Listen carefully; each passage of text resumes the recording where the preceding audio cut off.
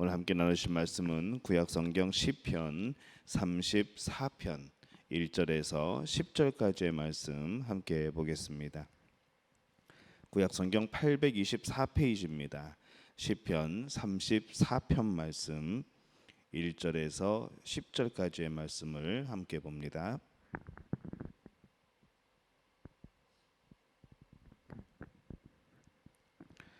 시편 34편 1절에서 10절까지의 말씀 우리 한 목소리로 함께 봉독합니다.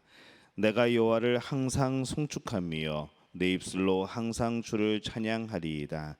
내 영혼이 여호와를 자랑하리니 곤고한 자들이 이를 듣고 기뻐하리로다.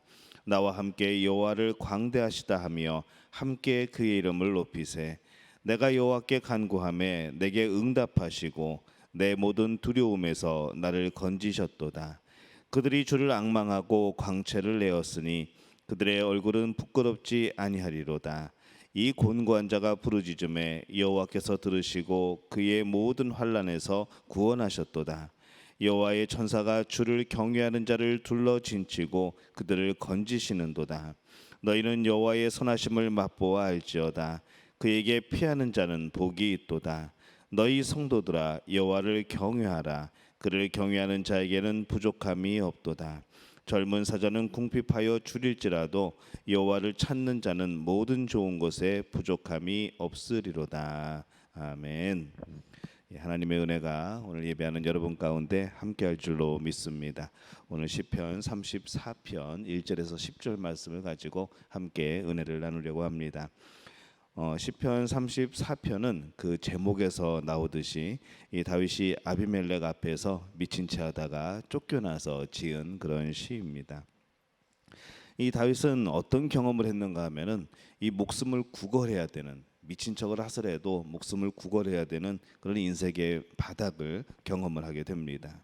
근데 그 가운데서도 하나님을 가리켜서 선하시고 또 위대하신 구원자라고 그렇게 찬양을 하고 있습니다. 우리 말씀을 통해서 우리가 이 다윗처럼 항상 여호와를 찬양하고 하나님을 송축하는 그런 이유가 무엇인가 한번 살펴보려고 합니다. 우리 인간의 감정이 있습니다. 우리가 어떻게 그렇게 감정적으로 사는가라는 말을 가끔 듣지만은 이 감정도 하나님이 주신 선물입니다. 이 하나님의 형상이 우리 안에 있는 것이죠.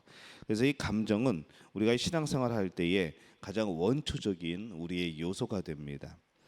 예배 시간이 되었으니까 예배를 드리고 또 책임이 있으니까 봉사하고 있는 그런 모습들이 우리 가운데 많이 발견이 됩니다. 이게 무슨 말인가 하면은 아무런 감동이 없이 그냥 당연히 해야 되는 일로만 생각이 되고 또 그렇게 빨리 해치우고 있다면은 이 감동과 또 이 감격이 또 감사가 넘치는 이 찬양과 기도, 예배와 사역이 되지 않는다는 것이죠.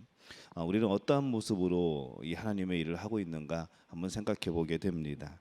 정말 그것에 감동이 있고 감격이 있고 감사가 있는지, 정말 그런 찬양과 기도와 예배에 우리의 감정이 실려 있는지 우리는 그런 것을 한번 살펴볼 필요가 있습니다. 그래서 우리가 이 하나님을 향하여 하는 모든 일들에는 우리의 마음도 우리의 감정도 우리의 행위도 다 중요한 것이죠. 그래서 바라기에는 하나님이 우리의 감정을 어루만져 주셔서 우리의 모든 하나님께 드리는 일들 가운데에 정말 전심으로 하나님께 예배를 드릴 수 있는 우리 모두가 될 수 있기를 예수님의 이름으로 축원합니다. 하지만 이 감정은 신앙의 가장 원초적인 요소일 뿐 핵심은 아닌 것이죠. 무조건 모두 다 감정으로만 할 수는 없습니다. 그래서 우리는 찬양하고 싶지 않을 때도 있고 충성하고 싶지 않을 때도 있고 내 마음대로 살고 싶을 때도 있습니다. 우리의 감정에 따라서 그렇게 하고 싶을 때가 있는 겁니다. 그래서 이제 감정이 핵심적인 요소는 아니라고 말씀을 드리는 겁니다. 왜냐하면 감정이라는 것이 나에 의해서 많이 좌우가 되기 때문에 그렇습니다. 정말 우리가 그렇고 싶을 때, 찬양하고 싶지 않을 때, 충성하고 싶지 않을 때, 내 마음대로 살고 싶지 않을 때, 내 마음대로 살고 싶을 때, 그때 우리는 과연 어떻게 해야 되는가? 그때 바로 우리가 말하는 결단이 필요한 것이죠. 충성하고 싶지 않을 때일지라도 충성의 자리를 떠나지 않겠다. 내게 주어진 길이라면 이익이 있고 없고를 떠나서 따지지 않고 피하지 않겠다는 그런 결단이 바로 그때 필요한 겁니다. 그래야지 우리는 건강한 신앙생활을 유지할 수가 있습니다. 그래서 이 신앙생활은 감정만을 가지고 한다고 한다면은 이 사람의 감정이라는 것이 말 한마디에 단어 하나에 어떤 것 순간에 그런 경험에 의해서 계속해서 바뀝니다.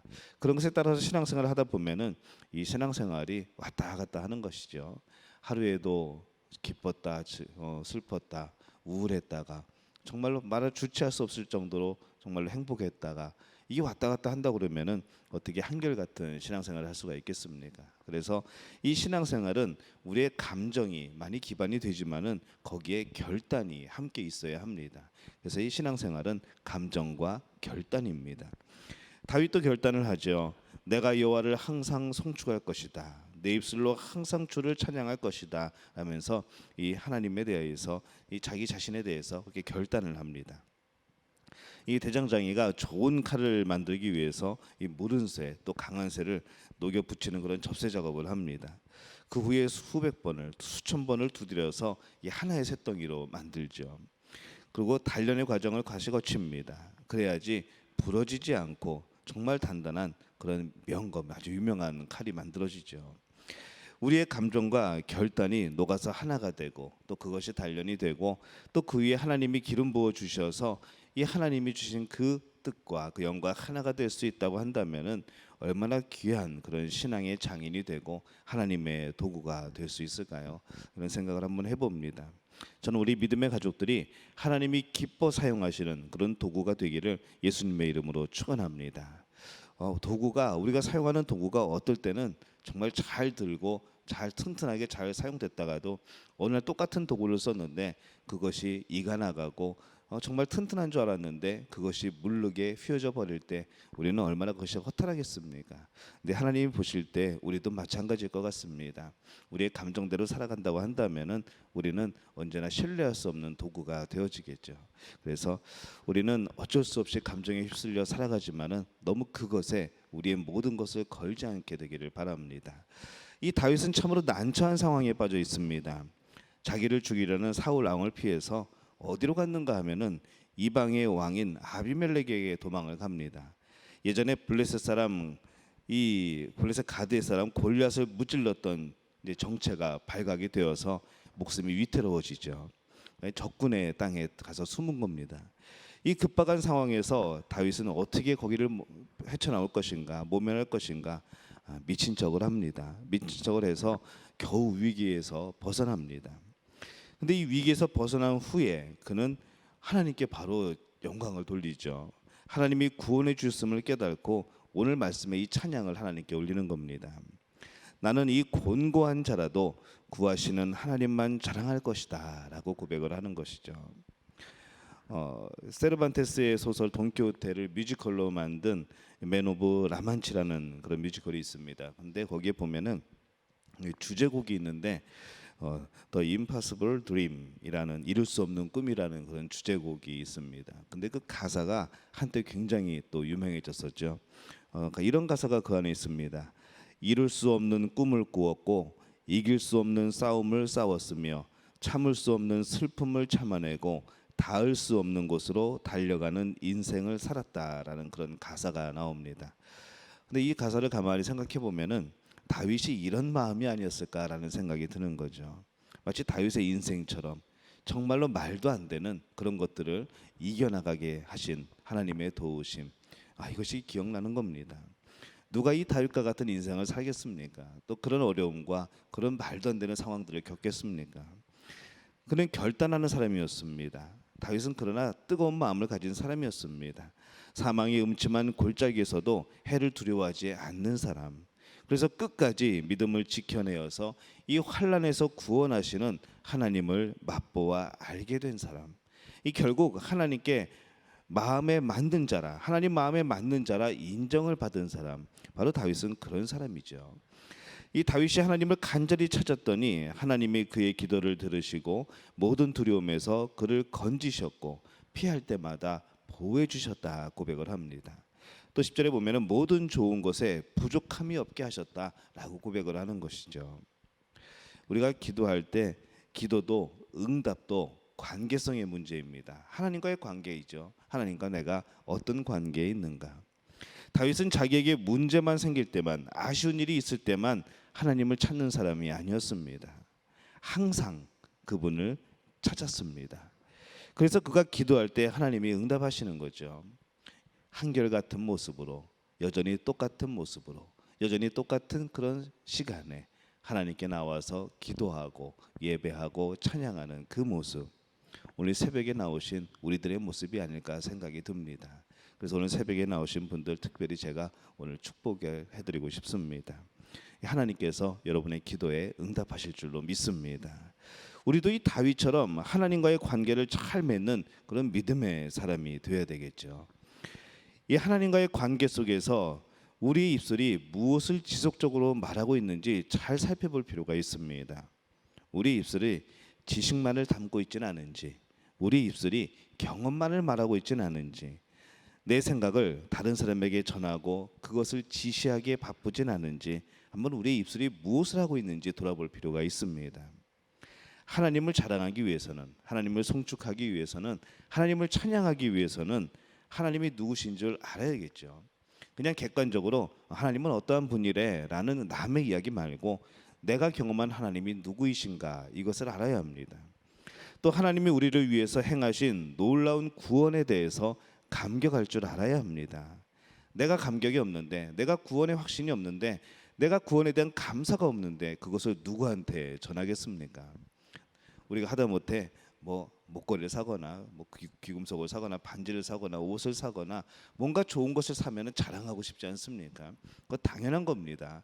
자랑하고 싶고 보여주고 싶고 내가 이런 거 가지고 있다라고 말하고 싶은 것인데, 우리가 하나님이 우리를 향해서 베푸신 은혜에 대해서 여러분은 그런 소중한 마음을 품고 계시냐는 것이죠.